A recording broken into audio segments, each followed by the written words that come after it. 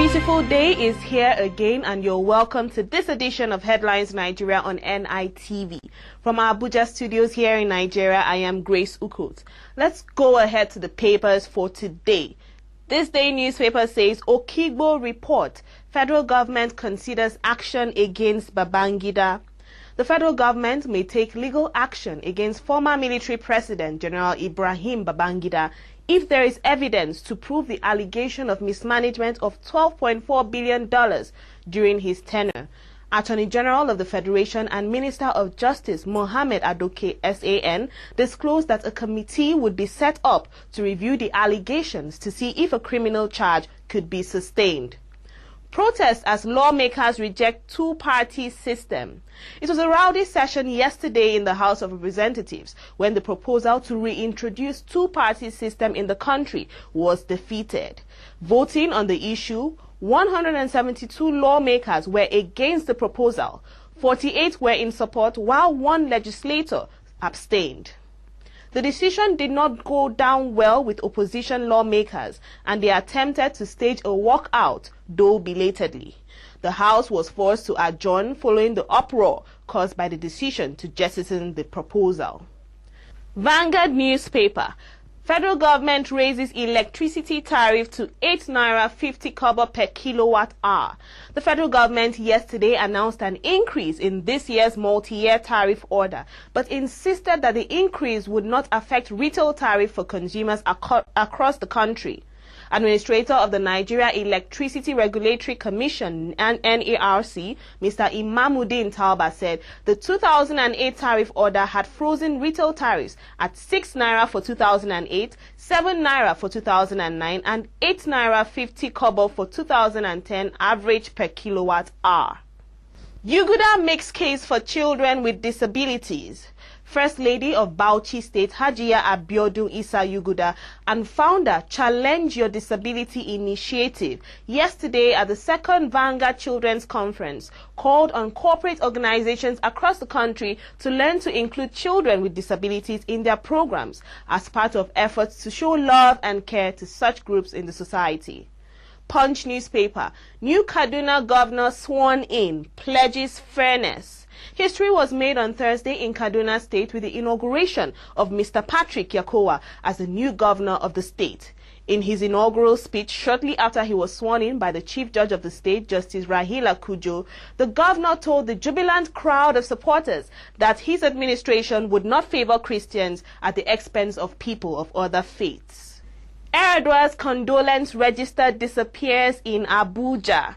The register provided for the signing of condolences on the death of President Umar Erdogan could not be found at the Eagle Square in Abuja on the final day assigned for the signing of the register.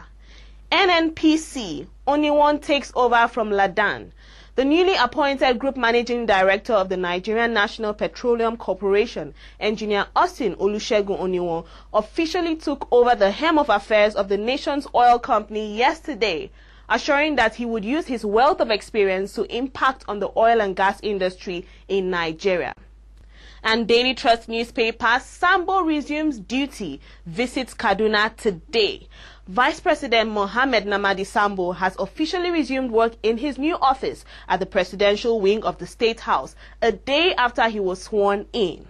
Sambo arrived at the State House at about 11 a.m. and was received and taken round the vice presidential wing by a federal government delegation led by the Secretary to the Government of the Federation, Mahmoud Yayale Ahmed. Daily Independent newspaper, court sends Martins back to prison. A federal high court sitting in Abuja on Thursday revoked the bail it granted the national coordinator of the Police Equipment Foundation, Kenny Martins, and ordered that he be remanded in prison custody.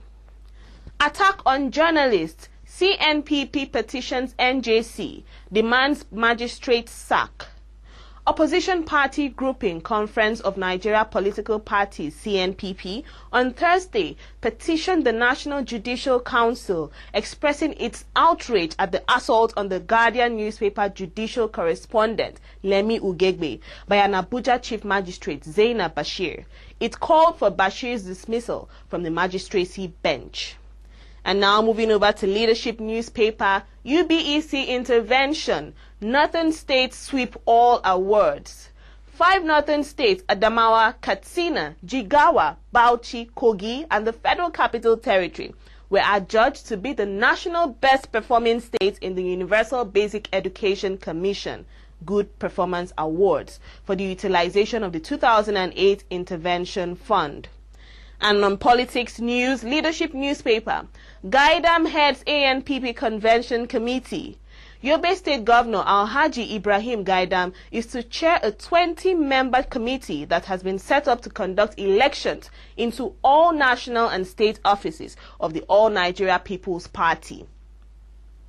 Punch newspaper, 2011, more groups ask Jonathan to run. 3 different groups on Thursday in Abuja asked President Goodluck Jonathan to run for the office of president in 2011. The groups at different fora said it would be wrong for the People's Democratic Party to deny Jonathan the party's ticket based on any zoning agreement between members of the party in the past. The groups are Hope for a Better Nigeria Initiative, National Coalition for Greater Nigeria, and Jonathan Youth Vanguard. PDP Board of Trustees meets Monday on Ogbulafo's successor. Following disagreements among 28 governors of the People's Democratic Party on who succeeds the party's outgoing national chairman, Chief Vincent Ogbulafo, members of the party's Board of Trustees are to meet on Monday to resolve the issue. Daily Trust newspaper, OBJ's men flock to PDP Reform Forum. Notable politicians loyal to former President Olusegun Obasanjo yesterday joined the rebel People's Democratic Party group, the PDP Reform Forum, which is working to upstage the leadership of the party ahead of next year's elections. Obasanjo's men who attended the forum's conference on electoral reform held in Abuja include former FCT Minister Nasir El-Rufai, former Aviation Minister Femi Fani-Kayode, former Presidential Advisor Akin Oshutokun, and former Foreign Affairs Minister Ojo Maduekwe. And on business news, Leadership newspaper, Sanusi's banking reforms good for economy, Skybank MD. The reform agenda embarked upon by the Central Bank of Nigeria last year has helped to sanitize the banking industry, even as it has helped Skybank to achieve its set targets. A confirmation of the endorsement of the vote of confidence passed on the Sanusi Lamido Sanusi-led CBN by the Federal Executive Council yesterday. ECOWAS needs review of infrastructural policies. The idea behind the establishment of the Economic Community of West African States, ECOWAS, over 30 years ago has not been fulfilled. Josephine Tapgun, the Minister of State for Commerce and Industry, said yesterday in Abuja that the objectives of achieving trade and economic integration within a borderless sub-region remain largely unfulfilled. And on sports news, Punch newspaper, dinner, Eagles ignite Abuja.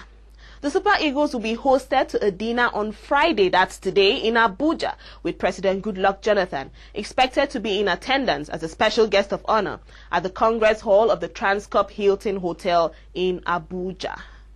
Daily Trust newspaper, Why Lagabak picked Kaita by Ogunjobi. Nigeria Football Federation Technical Committee Chairman Chief Taiwo Ogunjobi yesterday explained that Super Eagles technical advisor picked Sani Kaita ahead of Femi Ajilore in the midfield because of Kaita's tirelessness and his ability to assist in other departments. And with this, we've come to the end of this edition. Have a lovely weekend. Thanks for logging on.